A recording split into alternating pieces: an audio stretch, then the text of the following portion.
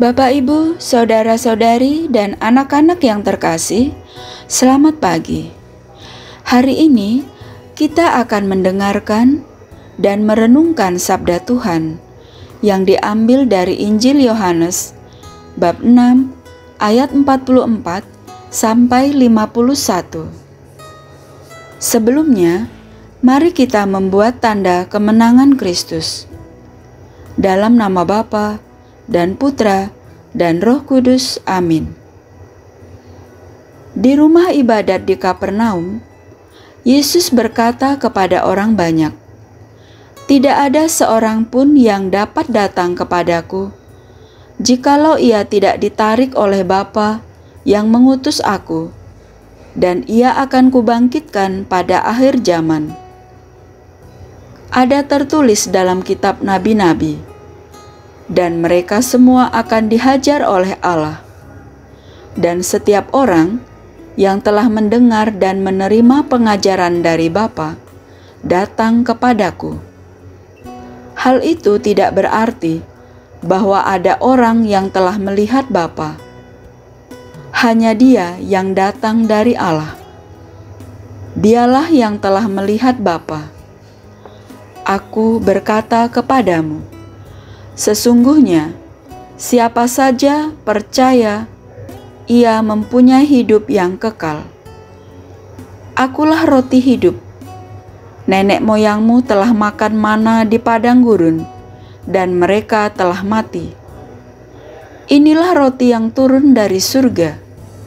Siapa saja makan daripadanya, ia tidak akan mati. Akulah roti hidup yang telah turun dari surga. Jikalau seorang makan dari roti ini, ia akan hidup selama-lamanya. Dan roti yang kuberikan itu ialah dagingku, yang akan kuberikan untuk hidup dunia. Demikianlah Injil Tuhan. Terpujilah Kristus.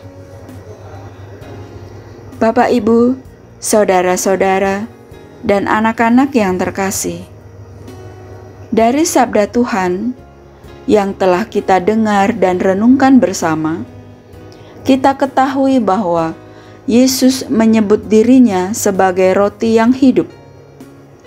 Itu artinya Dia menyatakan diri sebagai sumber utama kehidupan seorang yang mengimani Allah.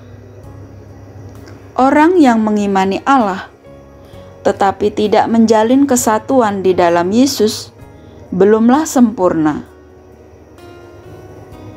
Justru itulah Yesus menghendaki agar semua orang mengalami kebersamaan, kebersatuan, dan berkomunio dengan Yesus. Sebab Yesus adalah Allah yang menjadi manusia. Yesus sendiri berkata bahwa keselamatan atau hidup kekal itu adalah ketika manusia menerima dan menyatukan diri di dalam Dia. Menjadi pertanyaan refleksi bagi kita, apakah kita sudah menyatu dan bersatu dengan Kristus?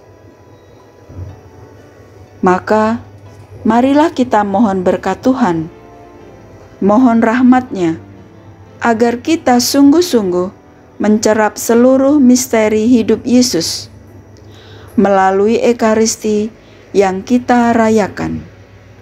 Karena di dalam Ekaristi kita menyambut Yesus dalam rupa roti.